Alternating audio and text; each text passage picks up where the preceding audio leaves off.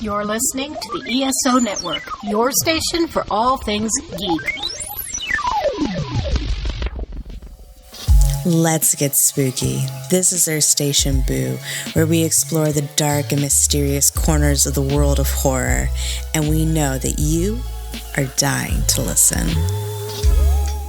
Welcome to the Spooky and Kooky podcast of Earth Station Boo, where we talk all things horror. Introducing our haunted host, we have Miss Lisa. Hi, everybody. We have Karen. What's up?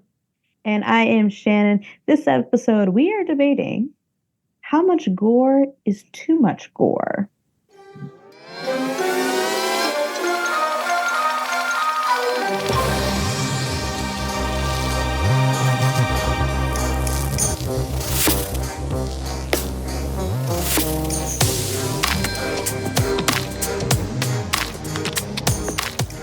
Check out the Modern Musicology podcast, where each week we talk about things like what makes a great drummer, our favorite rock documentaries, songs we love by artists we don't love, our favorite concert memories, songs that should have been singles, and all of our favorite music from the 60s, 70s, 80s, 90s, and now. Do not use Modern Musicology if you're allergic to it. Modern Musicology may produce itching, dizziness, vertigo, temporary blindness, or heart palpitations. Do not taunt Modern Musicology. Ask your doctor about switching to Modern Musicology.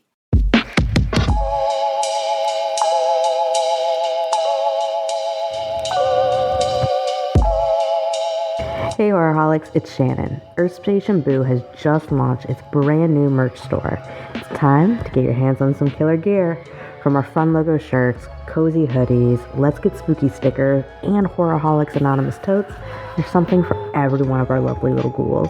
We offer our spooky designs on many different types of products to fit your desires. But if you happen to see a missed opportunity, just let us know. And unlike most of Stephen King's adaptations, you know what I'm talking about, you won't be disappointed with the quality of the products. Head over to our link tree in our bio, grab your merch, show off your favorite horror podcast, and most of all, let's get spooky.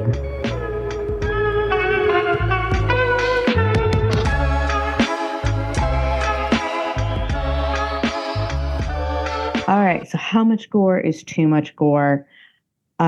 Quick disclaimer for you listeners. We know that gore is something that can be seen in a lot of different forms of media and subgenres and other genres, not just horror, but because we are a horror podcast, that is where we're going to be staying. So yes, criminal dramas have horror or have gore. Yes, adventure films and thrillers and things like that have gore in them. However, that doesn't necessarily make them a horror movie. And we do nothing but horror. So we understand that all that has it, but we're going to stick to our splatter films and our torture porn, and we're going to stay over that way. Okay? So initial thoughts on gore in media. Lisa, you want to go? Okay. I definitely think it does have a purpose. Some is a little extreme, but, it all depends on someone's sensitivity. I personally like gore in my media because I have a very vivid imagination. So it kind of helps me expand on that. Karen, what about you? Okay, let's define gore for a second.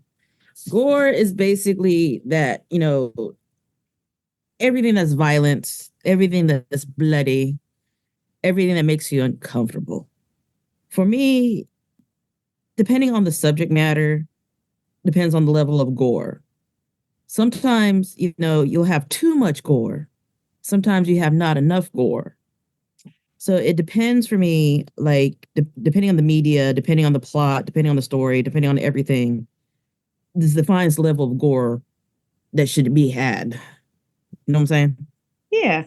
And I agree to that. I think it definitely depends on the storytelling, on whether or not the gore is necessary per se. But overall, I think gore is an amazing element to storytelling. I think it's an amazing way to put somebody in a position where they are uncomfortable, because as a viewer, you yourself can relate to the person who's being torn apart, essentially. And the pain that could be. And there's a a sympathization or empathizing with that victim. But yeah, I think I love gore and horror. I think it's something that makes it more interesting to watch, but it definitely does add to the storytelling when it's done correctly. So, like Karen was saying, we're gonna kind of like define gore just a little bit. I think Stephen King did it really well when he was defending Hostel 2, and specifically kind of like about torture porn and like all that kind of stuff, stating, sure, it makes you uncomfortable, but good art should make you uncomfortable. And I think that is the theme that gore should have, is that it should make you uncomfortable. Like the Webster Dictionary says, blood that has been shed, especially as a result of violence. Gruesomeness depicted in vivid detail. Yeah. Yeah. It should make you uncomfortable. Mm-hmm. If you're not uncomfortable, I'm like, question you. Yeah. Are you? Yep. But I mean, there are some people who like blood and guts and all that kind of stuff just does not faze them. And yeah, in some professions, it's a great thing that that's the case. Because how else are we supposed to like have doctors and first responders and like all that kind of stuff? That's true. That's true. But what's like everybody's like personal definition of gore? I know, Karen, you kind of touched on it earlier. I mean, it's the violence and the bloodshed and the psychological torture of a person.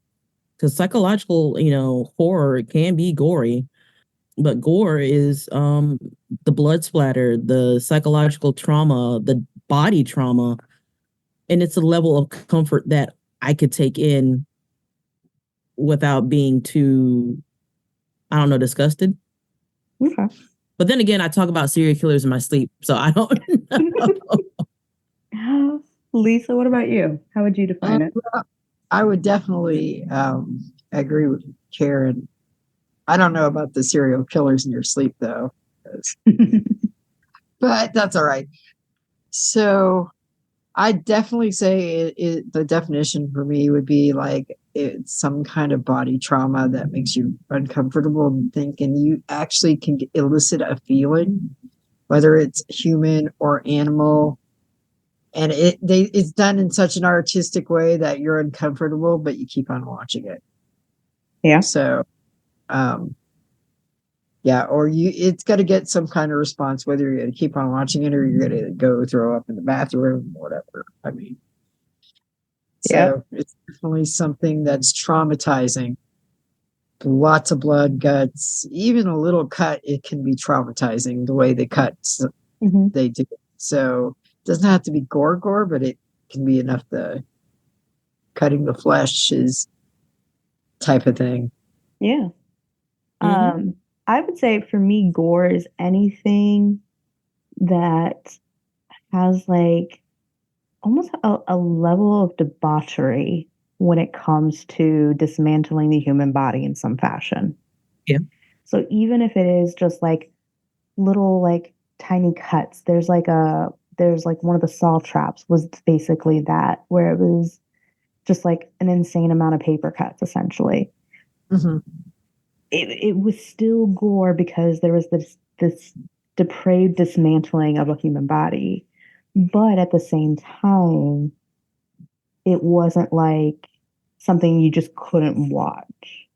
But then there's other times where, heads are exploding and you're just like, what just happened? And I've talked about it a few different times. Like my mom does not like horror. She does not like gore. Like there are scenes in like TV shows like Criminal Minds where she has to go, oh my goodness, no, and like covers her eyes and like can't look because it's too quote unquote gory. But then like I'm the girl who will sit there and like watch it rain blood and be like, I wonder how they did that. I mean, that's my sister-in-law. We were watching Fallout, And when it comes to some of the scenes in Fallout show, she's like, I can't watch it. The other scene, she's like, oh no, they're gonna do the gore. And I'm like, okay. So the first film to be categorized as gore was Intolerance in 1916. It had 2 on-screen decapitations and a spear going through a chest, along with other bodily wounds. So, ladies, what is your ideal level of gore? And what is a perfect example?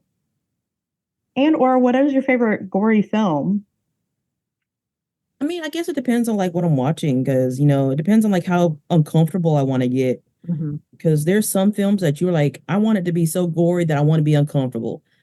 Cannibal Holocaust. Like that is gory and I get uncomfortable, but I like that, that uncomfortness because sometimes you need that because it's, cathartic. So on the heavy gore side, I would like to have something like, Cannibal Holocaust. On the low gore side, I enjoy something like Saw 1, where it's not that gory, but it's gory. Yeah, it makes sense. Lisa, what about you? I would say on the high gore side, like explosions, body parts, all that good stuff that makes me uncomfortable is actually Scanners, because like it's talking about a scientific test type of thing that they have telekinesis and they can blow people's head, and that's just brains and guts and everything just going all up. But the best part about it is you can see it happening right before so you're like on the edge of your seat.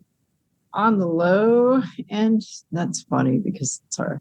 I would have to say that's a hard one because I watch a lot of it. I would have to say Dario Argento's Suspiria on the low end because there's gore, but it's not like that's a good one. Gore. Yeah.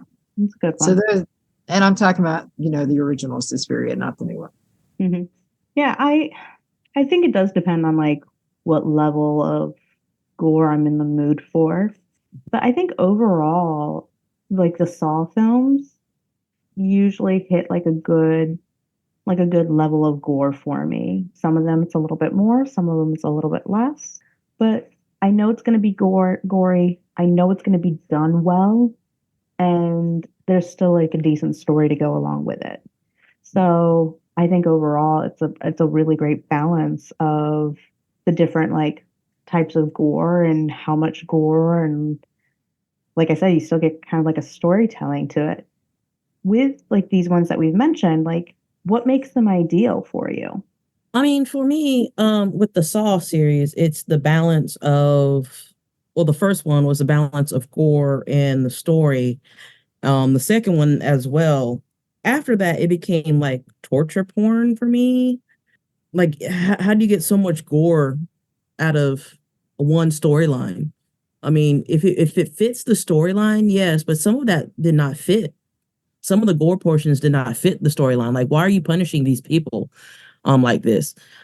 As for something like Cannibal Holocaust, sometimes I just want to see, especially on a bad day where I just hate everybody. I just want to see people explode, bleed, die. Because I can't do it. Because I don't want to go to jail. I'm too pretty for jail. That's fair. That's fair. Fair. Lisa, what about you? I do like a good storyline with my gore because, you start feeling empathy and then you start liking characters and not liking characters. I'm really a big body gore type of person, like dysmorphication and stuff like American Mary or Scanners, where there's a revenge kind of behind it because like Karen said, you just hate everybody. You can go, I'm going to go watch someone's heads explode because I can't do that. Yeah. That kind of thing. Or I'm a med school student like in American Mary, and she was, essayed and everything. And then she goes and she gets the main guy and she's basically chopping him up to pieces and all that kind of stuff. So it's like situations. And then on the low end, it's just like, I just want, it's hard for me because I really do watch a lot of gory movies, but I'm not big in torture porn, and I have actually, I will admit, I do have a hard time with animal gore because I worked in rescue for 10 years. So I've seen the real deal. So it affects me. That's why I'm not complaining. I got to have the talk. And Other that's than fair. that, yeah, I mean, but it does its purpose. It disturbs me so much that I'm like, yeah, I'm petting my cat or something, but sometimes you need a little of that, just motivate you. There's also another gore movie that I watched many times because I enjoyed it because of the fact that it is body gore, and also you're like, can that actually really happen? And it's called Anatomy. It's a German film. Where these doctors are these old school secret society doctors are turning living people into plastic medical devices, and it's and what is also really funny that it is being used today because there is an exhibit of that of these plastic human beings. I forget the artist's name, but he perfected the technique. It was a long forgotten technique because you had the original one back in like the 1800s, where this guy did like horses and people anatomy and stuff. And now there's this artist that's using it, and he has a museum, I believe, and I want to say it's in China. And they did a Are you tour. talking about the bodies exhibit? Yes. That's actually a really cool exhibit. It is, but when you think about it, you're like, did they actually take living people to keep them to do this? Oh, no. They were all like Jane Does and John Does. They were all human beings that had not been claimed. Yeah. Or had died in an insane asylum or something like that where no family came to claim their body. So it was used for science. Yeah. But, at the same time, you're thinking, were they really? Were they really? I mean, I want to say when I saw the exhibit, I want to say 98% of the exhibit was Chinese individuals. Now, I do not believe that is the case. I think they have changed it and they have rotated certain things out because people have said, hey, I want my body as part of this exhibit. And they've been of multiple different races and things like that. The exhibit itself, though, is super cool when it comes to like being able to see what actually like is inside underneath all this skin. And that's what I like about it, and that's what I liked about Anatomy is the gore factor and the psychological gore factor of could that actually happen to me if I didn't consent to it? Like if they need a body, it's like, oh, she's a good candidate. Let's kill her and put me in that exhibit or put me in that medical room for people to study. Because that was the movie basically about. It's like, oh, we like her. Let's make her into a plastic body. Yeah. So yeah, that's the level of gore I'm comfortable with sometimes. and like both of you guys said, like, sometimes you watch something where people get annihilated just because you're fed up with people. And it's like, yeah, no, exactly.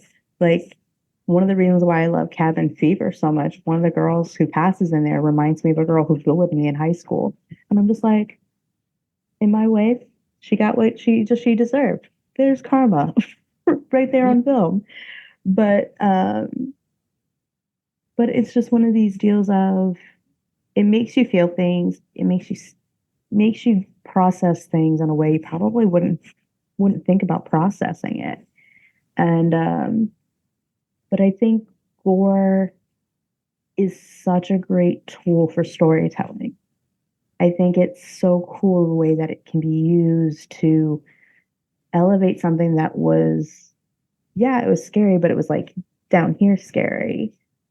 But then you go and you add the gore factor and it like hikes it up to tenfold, like where you're just like, okay, that escalated. How many scenes, like, had it been less bloody, would it have been easily to put on TV or to have it as a PG-13 movie instead of rated R? But like the gore aspect of it is what kicked it up so where it can't be on TV and it is rated R. And all that kind of stuff. Like I know in the past and even today, Lisa, you've said that you like the special effects of it. You like the way that it helps your imagination and all that. How do we feel about the improvements of special effects now versus back in like the 60s when splatter films really kind of came about? Well, I can add to that. First of all, I do not like CGI blood because the people who do the CGI blood do not know how blood flows. I hail Dick Smith. Facts. I hail Dick Smith because he was a genius back in the day in the 60s and 70s.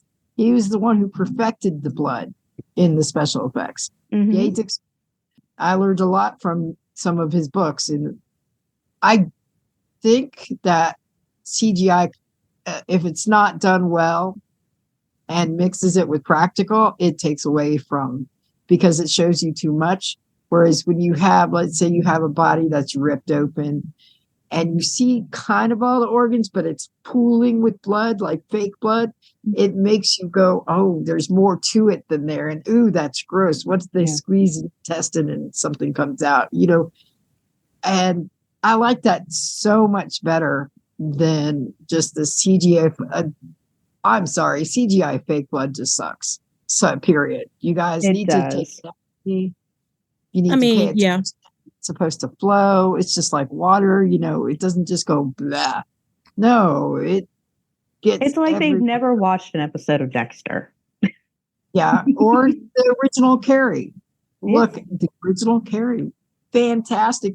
I felt bad for her, but and also Psycho, when the blood was going down in the drain, that is how it would have flowed, even though it was chocolate syrup, people.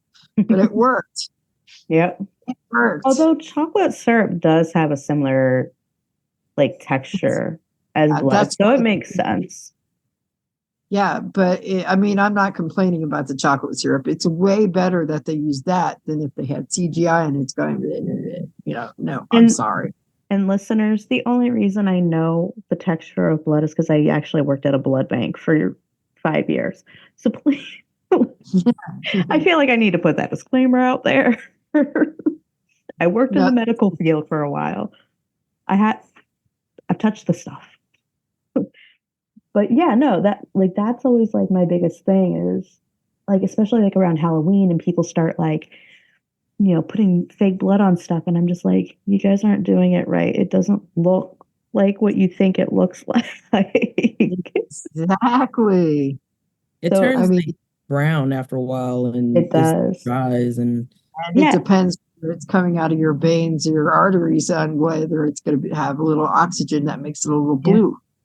Yeah. I mean, and if it's going to be like almost like a spray can spray, or if it's going to be droplets, like right. It's all depends on how you do it.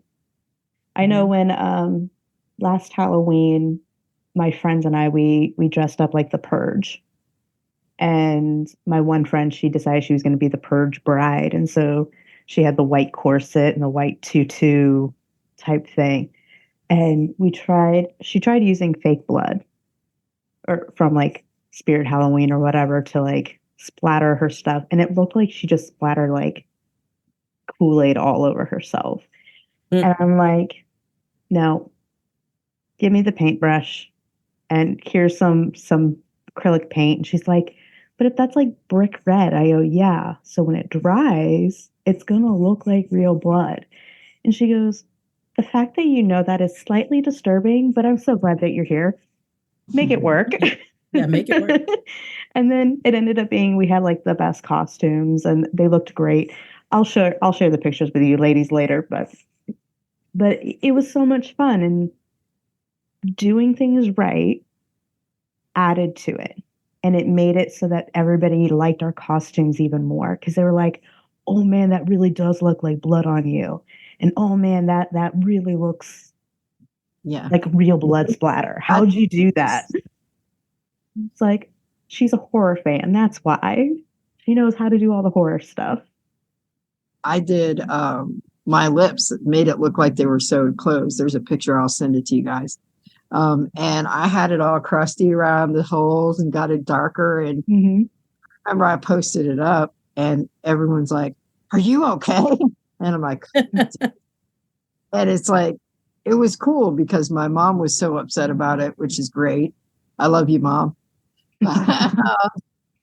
No, you have to, with special effects, you really should do some deep diving and all that good stuff, because you really, if you want to make it realistic or an illusion of realistic, you got to pay attention. Yeah. And like you said, practical effects are, I think 9 times out of 10 come out better than the CGI stuff, especially in horror, because 9 times out of 10, they don't save the budget for the CGI in a horror film. And so then it ends up being crappy CGI. And it's like, you might as well just done the real effects, the practical effects. And I got a secret. If anybody wants to make something gory and slimy looking, grab some damn KY jelly. Yeah. Is the best. And mix it with a little Vaseline so it sticks. Maybe the old lady at the drugstore might think you're weird, but hey, you know what? You're going to make something cool. And correction on the plasticization. It was actually the first one I remember was the kid, because I watched it. It was actually wax replicas, and they're so detailed that the surgeon and artist that made them were selling out like hotcakes because that was so detailed. But I digress. No, that's actually cool. Yeah, that's actually really cool. Actually, Karen, what were your thoughts on special effects and gore in films today? I mean, today has gotten, with our level of technology, it's gotten really good, but you can't, dismiss like the old school practical effects. I did watch a zombie movie that used CGI effects on blood spatter, and I was like, what the hell is this? That's not how blood works. That's not how a gunshot wound works. Well, did they not study anatomy? I love some of the movies that know how to use CGI effect on with gore. But I will always love the old school effect, like in Hellraiser when you have the body coming out of the bed. Yep. Yeah. Yeah, that's still creeps me out to this day. Because sometimes I look at my bed and I'm like, is something gonna come out of it? Well, I'm not bleeding, so I'll be okay. But some of the effects, one of the effects in Saw 2 that creeps me out to this day is the one they took threw Amanda into the pit of syringes. Syringes. Oh, yeah. And the fact that they stuck inside her, I was like, how did they do that? It's creepy, but how did they do that? I think on IMDb, there is actually a little featurette where they talk about how they did those scenes. And it took them a week to film that whole thing because they kept having to do it just right. And they had to, the syringes that she fell in were actually optic wire. It wasn't actual needles. Mm-hmm. They were all flimsy flopsy and all that kind of stuff. Oh, okay. And then the ones that were in her were actually taped onto her with special effects stuff.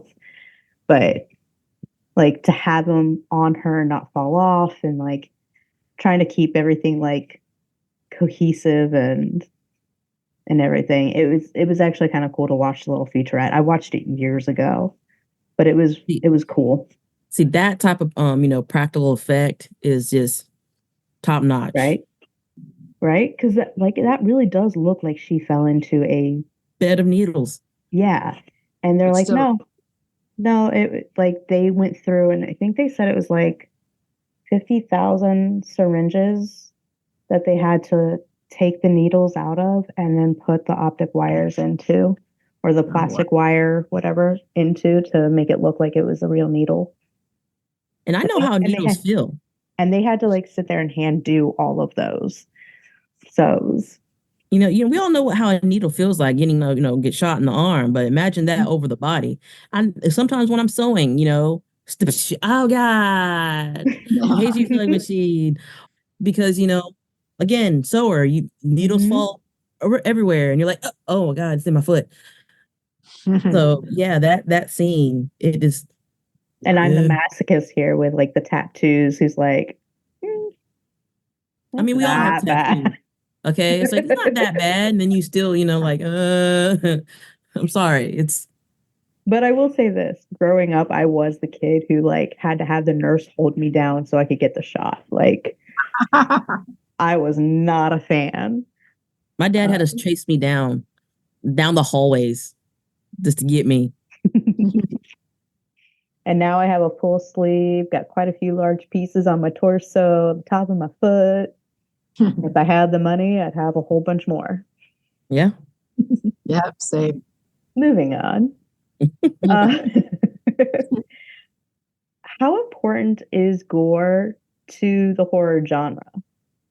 Like, we've talked about like what we love about it. We've talked about like the special effects portions of it, and like how we love how it can help tell the story. But like at the end of the day, is gore important to the horror genre? I'd say it all depends on the story, to tell you the truth, but I consider it important to cause a disturbance of emotion if that makes sense. Because horror is supposed to make you uncomfortable, so even if you have a little bit of gore in the story for storytelling, make it where to up the ante of being disturbed and feeling that kind of thing, to make you keep watching. I think it's important. It helps with the whole storytelling, really, to tell you the truth. Whether it's a little bit or a lot of it, it's still important. At least that's my opinion. Karen, what about you? I mean, it depends on the story that you're trying to drive.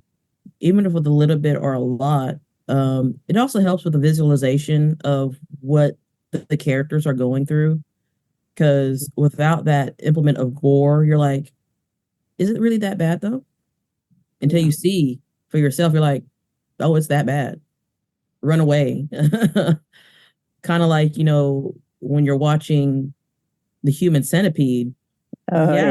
It's not, it doesn't have a lot of blood and guts in it, but it has that body horror to where it makes you uncomfortable.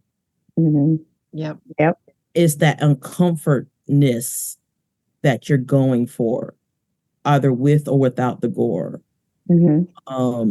Like Hostel, yes, it is gory, but it also makes you uncomfortable. Yeah. Again, Saw 1, there's not that much gore in it, except for when he saws off his foot, but it makes you uncomfortable because of what he's going through. So it's the story that makes you want to see the level of gore, or how they use the level of gore in the story. I think gore is instrumental to horror as a genre, whether you use a lot of it or a little bit, or just the implication of. I think it is a massively important tool in the storytelling of horror stories. Even literature, like you can read a section and you can get completely unscathed because it talks about the copious amounts of blood oozing from the spear through this person's chest cavity, or whatever it happens to be. But I think it's essential to horror. Now, whether you use a whole lot of it or not, that's a whole other story. But I think it's extremely important. But with that, why don't we talk actually about when gore is not needed? Are there certain like subgenres that maybe shouldn't have as much gore as other ones, or story tropes that don't really need gore in order to give the uncomfiness that horror loves to bring? I mean, I would say like most horror literatures, they don't need that much gore to make you uncomfortable. It's the tension that they put into the story. They don't necessarily have to put the gore in to make it, make you feel uncomfortable. Because there's some horror stories that don't pull out the blood and, the visceration that, will make you uncomfortable. It's the tension that they build up to it that makes you uncomfortable. And then there's some like, shows or movies that are like, you really didn't need that gore in there, especially when it deals with romance, like romance horror. You're like, did you really need that gore? I mean, you could have done without it and it'll still be scary because of the tension that you're pulling. Yeah. Right. I think psychological horrors do not need gore. No. I think psychological horrors are perfectly good at just keeping it mind game. That, there doesn't need to be a copious amount of blood. It doesn't need to have that body torture element to it necessarily, unless you're going to do specifically a body torture psychological thing. But there's like a lot of them that I watch it, I'm like, well, that was a little unnecessary, or that was a little bit more than what it needed to be in order to tell the story and to get the point across. Yeah, like Mimic. It's, for me, it's a horror because it's a body horror. These cockroaches are turning into mimicking humans, and you didn't see the necessary all the blood and stuff. Yeah, but you saw the scariness of what humans could do if they experiment too much and not keep themselves in check. You're not making sure their experiments go awry. Yeah, that's the horror right there. Lisa, what about you? I think a lot of ghost stories don't really need a lot of gore. I mean, if you have enough tension, I mean, maybe I know if someone dies horribly or whatever, but most ghost stories depend on the foreshadowing and the mystery, and they don't always need gore. I mean, I think, and like you said, psychological horror, I agree with that too. Don't really need gore in those because of the tension and the foreshadowing and the atmosphere. That's what makes it work better. Yeah. And we've talked about it when we did the history of horror films. You had most of like the early horror movies were actually technically mysteries or thrillers. They weren't technically horror films quite yet. And then when you did actually have the genre like create itself, it then went into shocksploitation, which did carry a lot of gore and was the opening to when we had splatter films. Shocksploitation kind of led into that. And then you had the splatter films, and then, even the slashers had quite a bit of gore to them. I mean, look at Texas Chainsaw Massacre. Like, started the slashers, and like, look at that. It was dismemberment left and right. And, some of the sequels, you have people getting hung up on hooks and like all sorts of, gory things that just make you go, ooh, like, ooh, I really did not want to have that happen to me.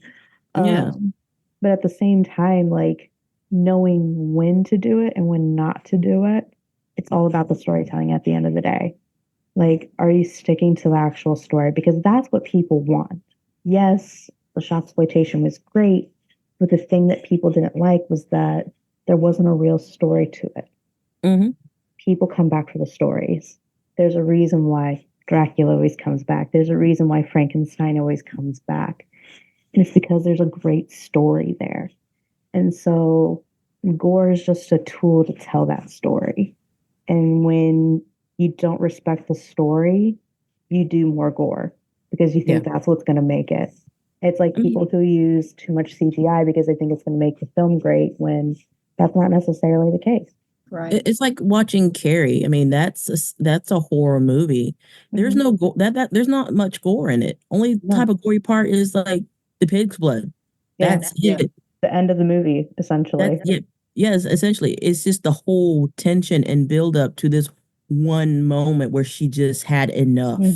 Yeah. I mean, I think that's like a prime example of fantastic balance between gore and storytelling. You have like that suspension and that build up. You have the implications of the psychological horror elements that you need to connect with Carrie, to feel sorry for her, to want something better for her. the loathing of her mom and the mean girls at school. And then you see like those few people who are like, you know what, we've been pretty shitty. Maybe we should do better. And you can see them kind of like trying to turn things around. And then you have this precipice where it's the blood and gore and the mom getting, locked away and everybody dying left and right in multiple different ways. And it was done tastefully, where it's like, yes, this was the just rewards of everybody's actions. And yeah, I think it's a perfect balance. And I think that's the key to gore and storytelling is you have to have that perfect balance. One can't be more than the other. Like Jaws, you have that perfect balance of gore and story. Like there was very little blood except for when the shark comes, and then you're like, okay, we got the first shark. It's great. He did it. No, you got but at the same time, you're not looking at like completely dismembered corpses all over the place. Right. So like, yeah, like it balances out. Like you see the blood, you know what's happened, but you're not overstimulated by or overexposed. Oh yeah. And then when you see the shark for what it was, you're like, oh, that's a big shark. It's just a giant shark. Yeah. Just a giant shark who didn't like boat. Yeah. Living its life, eating people, getting food. Yum, yum, yum. I mean, that might be our orcas here soon. Yeah. And orcas are dick. Orcas are dicks. Heavy metal. Yep. Well, since we're starting to kind of dive into some movies that we like, let's talk about some of like the goriest films out there and how we would rate them. And we're going to rate them by blood vials or blood bags. Yeah, let's do blood bags. So out of 5 blood bags, how many blood bags would you give a film? First up is going to be the 2013 Evil Dead remake that had over 50,000 gallons of fake blood used. How would we rate that one? I mean, I was comfortable with it. I mean, really, because it was just raining blood. It kind of reminded me of like, it's almost like the end of days and God's, is releasing his wrath onto us. One of the many plagues. So I'm like, I'll give that a 3 blood bag. 3 blood bags. Yeah, I'll give it a 3 blood bags. Yeah, I would give it a 3 also. Nothing can beat the original for me. So the original was just the original 3 was just so good. Like, I loved all of them. But yeah, 3, Texas Chainsaw Massacre. We brought that one up earlier. And I'm talking the OG one. I'm not talking about any of the remakes or sequels or anything like that. I'm talking the I give that 5, man. That creeped me out as I was, to this day, I cannot stand the sound of chainsaws. Every time I hear it, I have to run. You think Leatherface is chasing you? Yes. Like, even when I go to haunted houses, even if I know that there's a chainsaw coming, I will outrun my friends just to get away from that chainsaw. I actually ran through a group of people just to get away from that chainsaw. So that, for me, that's a 5. That's a 5. Lisa, what about you? I definitely give it a 5. It's just so, visceral. So scary things I've lived in Texas. I've seen people that, are just as weird. Yeah, the character, it was just, it's definitely a 5. Uncomfortable. I agree. That one is definitely a 5. I think the storytelling alone is fantastic, but then you add the gore, you add the special effects elements, the costuming, everything. There's not anything about that movie that doesn't make it a 5 whatever. Like, not even just on the gore factor. Yeah, I mean, it is 5. Yes, it is 5 blood bags for sure. But like, I would even give it 5 skulls. Like, this is like a top tier. If you want like a prime example of a great horror film, here you go. The OG Texas Chainsaw. Yeah. To this day. To this day, I cannot. Feeding Grandpa that stuff from the other person. That was that was just disturbing. Yep. Yeah, the cannibalism in it. Just everything. Hostile. Lisa, do you want to start? Yeah, I'll give it a 4 blood bags, because there were some scenes that were just like, Yeah, that's a hard one to watch for me, but I'll That's fair. watch it anyway. Makes me make sure that if I ever go overseas, that I will not be in a hostel. Yeah. Karen, what about you? I mean, it's uncomfortable for me, so I would give it a 4 because I do not. When I first saw it, I looked at my brother and I was like, I am not traveling overseas. I am not staying in hostels. He just kind of laughed at me. We have So hostels here in the U.S., right? what? No, I did not know that. Yeah, we have hostels here in the U.S. too. They're not So I as would not be common, staying. but there are a few. I would not be staying in hostels anywhere. How about that? Eggs and ham. No Sam. No Sam. You know what? I would actually stay in a hostel.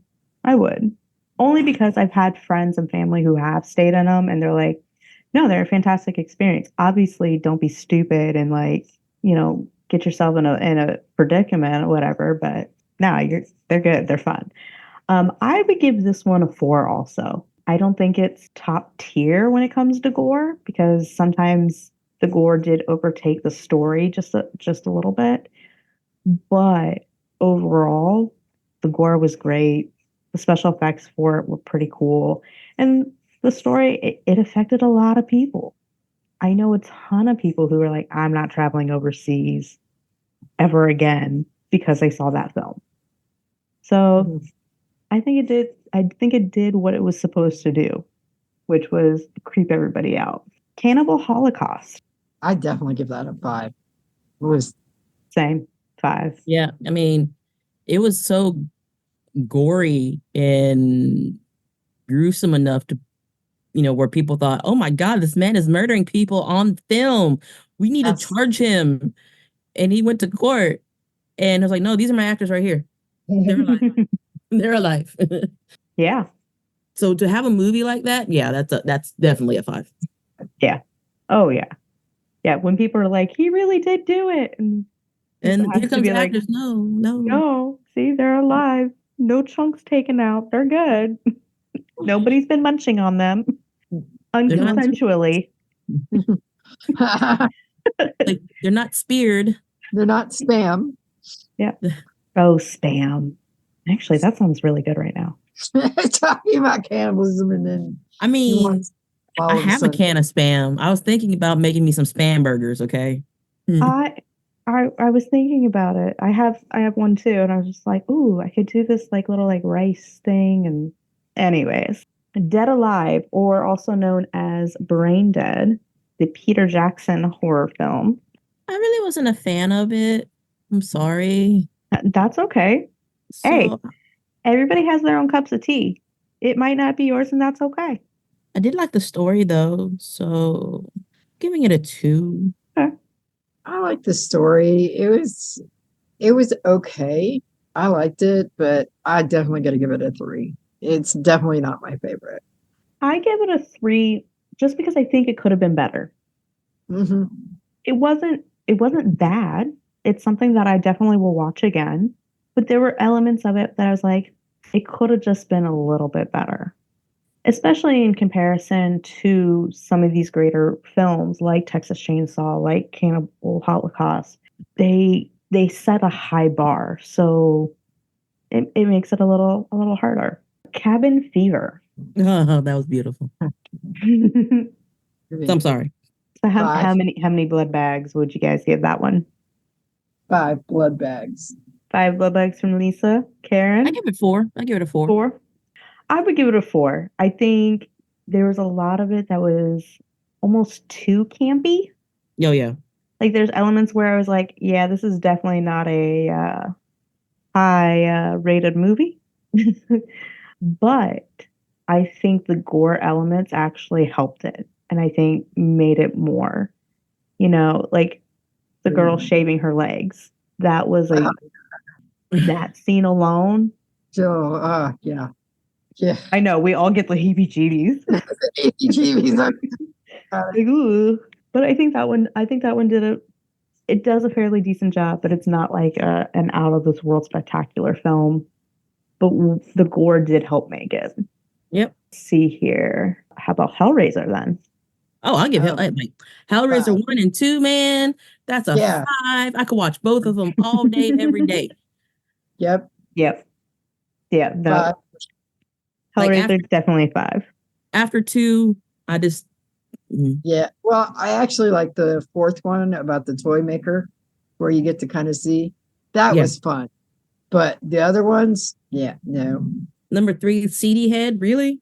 CD, y'all stretching here. Yeah, I know. He's throwing CDs, cut people up. I haven't seen the one from Hulu though. I still got to see that one. How about Reanimator? Oh, that 5, 100% 5. I love that. The first and the second one. Okay. I give it a But 4. I'm biased. So I like the special effects guy screaming Mad George. Mm-hmm. Yeah, but I like it. It's got a good story. I would give it a 4. It's not one of my favorite films. It's a great film, but it's not one of my favorites. But I do think the gore in it's really good. I would put it maybe even at like a 4.5, to be honest. Now, in doing my research, this one came up a few different times, and I didn't really think of it as like a gory film, but it definitely is more on like the body torture side of things. Misery. Oh. I mean, the ankle scene alone, that is gory. The psychological torture. Yeah. Being, oh my God. That oh man, I forgot all about that one. That's a Stephen King novel, ain't it? Mm-hmm. Yeah. Yeah. I mean, with that one, the tension and and that this gruesome scene, that getting your ankles, oh my God. Yeah. I have to give that one a 4, man. Yeah. And you have to think about it, like the gore wasn't over the top gore, but it was perfectly placed gore. Yeah. Like it was right where it needed to be. It was the right amount that it needed to be.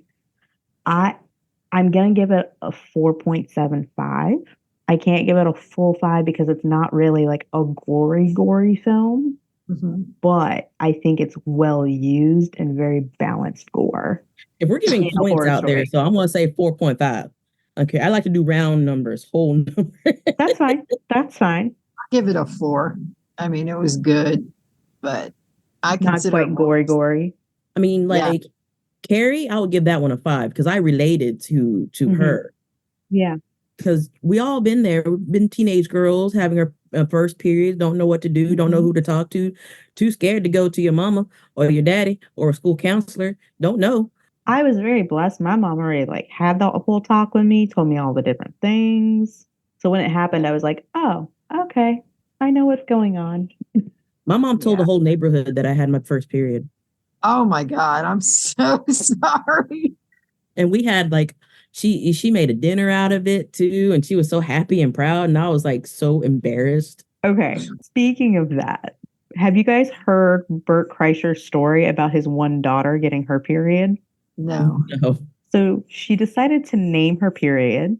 Oh. And she wanted a period party. So he got red velvet cake. He made spaghetti sauce. He was drinking red wine. He did it up. He was wearing a red shirt. It was a whole thing. The whole party was red. She invited a whole bunch of her girlfriends and then a few guys who did not know what was going on. I remember that story. The whole thing. He brought out a cake for her the whole night, and it said Jason, so she named her period Jason. Because it came on the 13th. I remember because it came on Friday the 13th. Oh my God. And everybody's like, the guys were like, who's Jason? If you guys have not listened to that story, it is hilarious, especially the way that Bert tells it. But I'm like, I want to do that for my niece. I want her to like be like, oh, I just had my period. And we throw her like a period party. Like I would totally be down for that. See, that's kind of cool. Mm-hmm. No, I had old ladies come to me and give me advice. Old ladies in their 60s and 70s. No one young. Yeah, but they've also gone through the whole cycle. Yeah. True. They've had it start, they've had it end. We had I remember we had pot roast with potatoes and carrots. Yeah, we had a whole fiction. Wow. But let's go on. I unfortunately, my mom never told me anything. I had to find out everything by myself. My mom, yeah, she's special. But the good thing is that I was taking like anatomy and physiology because I had it kind of late. So I kind of knew what was going on. And mine was not spectacular. I was just, my mom's like, oh, yeah, well, this is what's going to happen. Don't get near boys, that kind of thing. And I'm like, hey, yeah, thanks, Mom. All right, let's do one last one. The original Suspiria. Yeah. How many blood bags would you guys give that one? I have to give it a maybe 3.5. Okay. I mean, it had good gore, but I mean, it wasn't a bunch. Yeah, It I had would give it a 4. I think it was well used gore. I think there was a couple spots where it could have done a little bit more. And then there was a few spots where I was like, that was a little too much. Too much, yeah. But overall, I think it was pretty well balanced. Yeah, 3.5. 3.5. Rock on. Now, there is a movie that's supposed to be coming out that has actually been recorded as the most blood used in any film, and it's called Iron Lung. Actually, and it's named based off of the video game of the same name. There was actually somebody who was hospitalized because of the amount of fake blood that they used in the filming of this movie. And if you watch the 1:35 trailer that they have for it, there's a lot. Like, you see somebody and they are completely drenched. I mean, like, it makes it look like Carrie only had like a few speckles of blood on her. Like, they are just sopping in the fake blood. So it'll be interesting to see how that film comes out.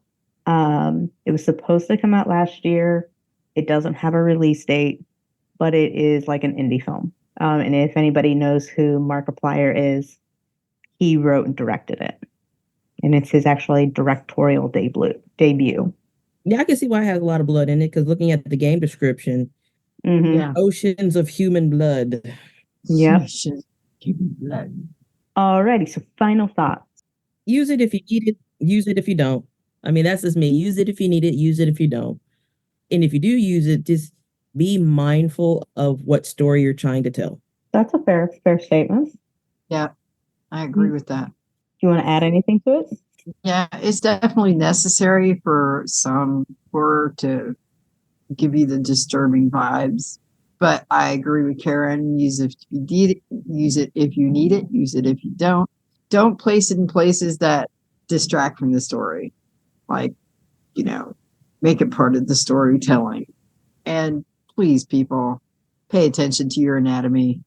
You can talk to any police officer, medical person, and they will help you to make the best looking effects and stop the CGI blood. That's all I have to say. For me, gore is an essential part of horror. I think it's an amazing tool for telling a great story. So use it, but use it wisely. Use it as a tool. Don't use it just because you can. And take the time and the effort to actually make it good. Because at the end of the day, that can make or break a film or a book or a TV show, however you want to use it. But audience, people who are listening to us, yammer, and gammer, on and on and on about gore. How much gore is too much gore for you? And do you agree with our rating system on that?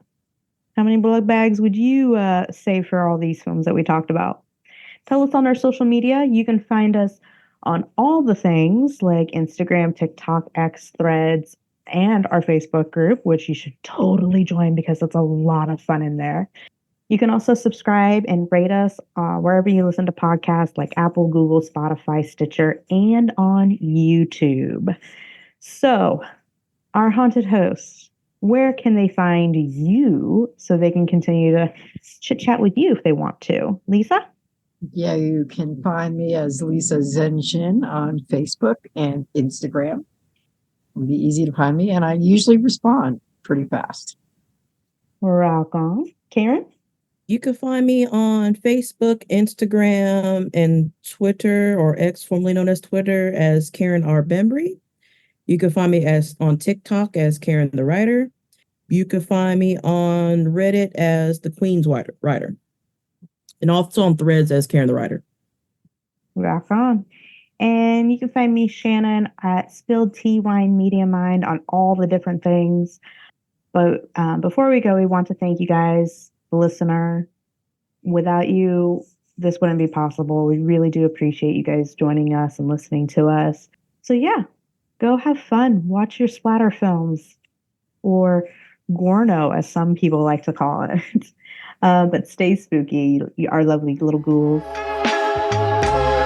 And this has been the Spooky and Kooky podcast of Earth Station Boo.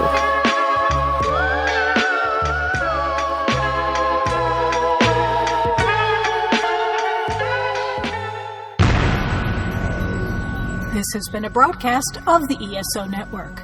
Be part of the crew and help support our shows by donating to our ESO Patreon or by shopping at the TeePublic store, which can all be found at www.esonetwork.com. The ESO Network, your station for all things geek.